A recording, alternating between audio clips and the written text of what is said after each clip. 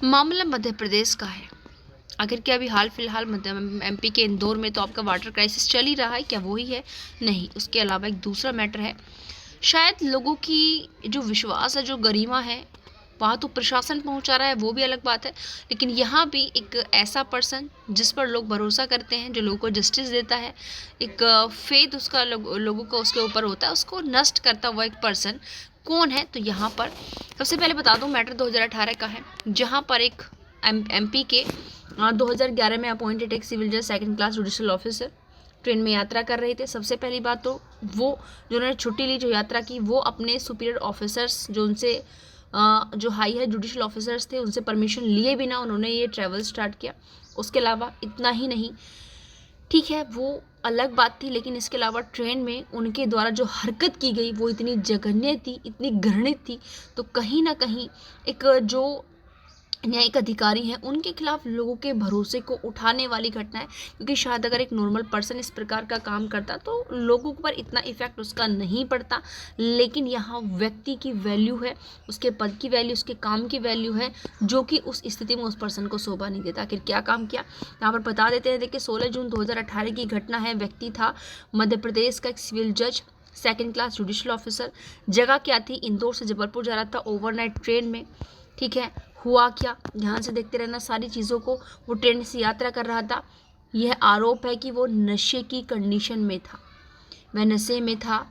और ऐसा नहीं कि नशे में है तो आप नॉर्मली सामने वाले को कोई नुकसान नहीं पहुंचा। नशे में भी इस कदर कि आपको ये नहीं पता कि आपके साथ जो यात्रा करने वाली सहयात्री थी वो महिला थी, उसी के सामने वाली बर्थ पर जो था यूरिनेट कर दिया, पेशाब कर दिया।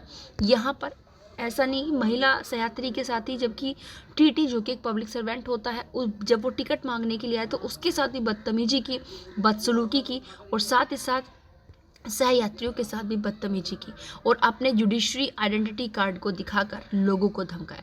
इतने सारे काम किए गए, यानी कि इस स्थिति तक उनका जो मिसकंडक्ट हो गया कि लोगों को ट्रेन की चेन खींचकर ट्रेन रुकवानी पड़ी।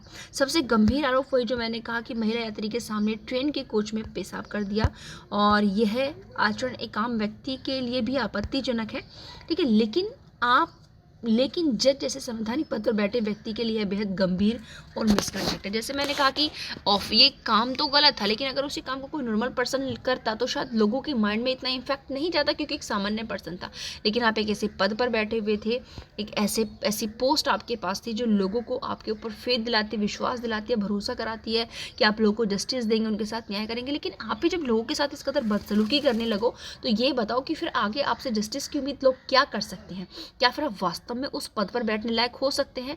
तो अकॉर्डिंग टू मी और अकॉर्डिंग टू जो डिसीजन दिया डिपार्टमेंटल प्रोसीडिंग के अकॉर्डिंग उनको पद से बर्खास्त करके बिल्कुल ठीक था।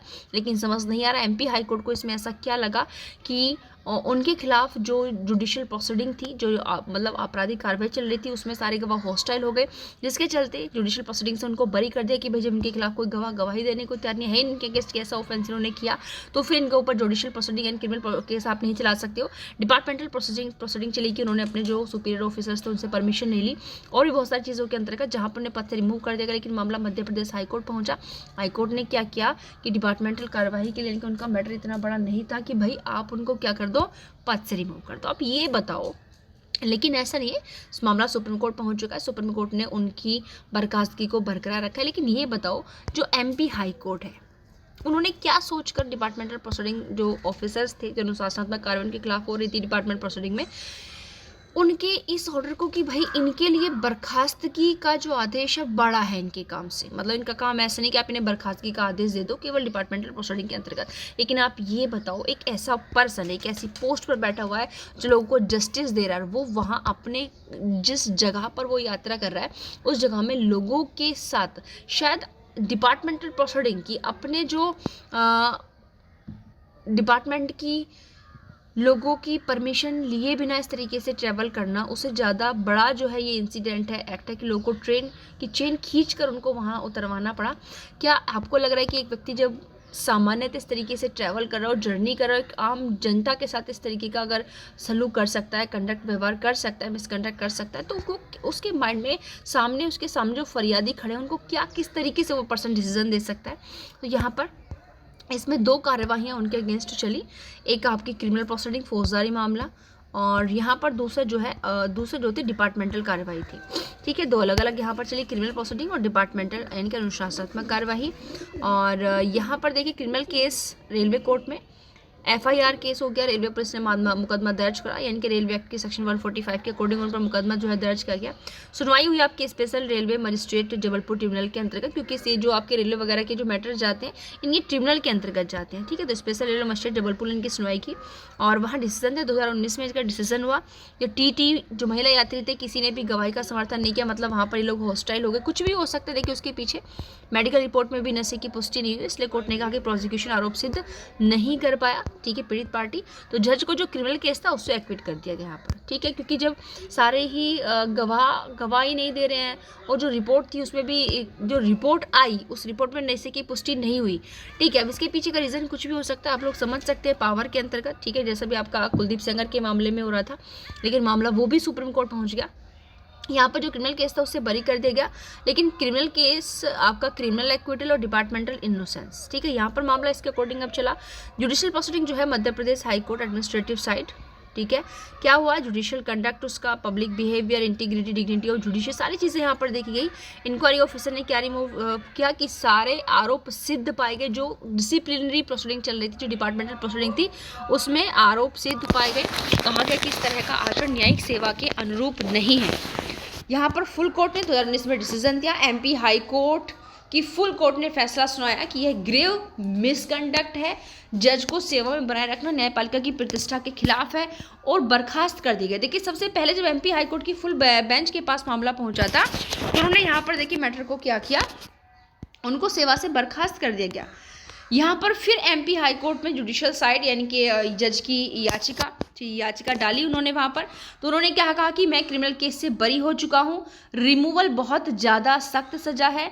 ठीक है, लेजर पनिशमेंट उनको दी जानी चाहिए। इनके पहले MP हाई कोर्ट ने उनको बर्खास्त कर दिया, उनकी सेवा से कंडक्ट और डिग्निटी को ठेस पहुँचाई उन्होंने जुडिशरी को, इन सारी चीज़ों को ध्यान में रखते हुए। लेकिन उन्होंने फिर से वो जो है कोर्ट पहुँचे जो जज थे, उन्होंने कहा कि मैं क्रिमिनल केस से बरी हो चुका हूँ, कुछ भी मेरी चीज़ें खिलाफ नहीं है, मेडिकल रिपोर्ट में नशे की पुष्टि नहीं हुई है, रिमूवल इनके पद से बर्खास्त करना उनके कम मामले के लिए बड़ी सजा है, कोई और कम पनिशमेंट उनको दी जाए।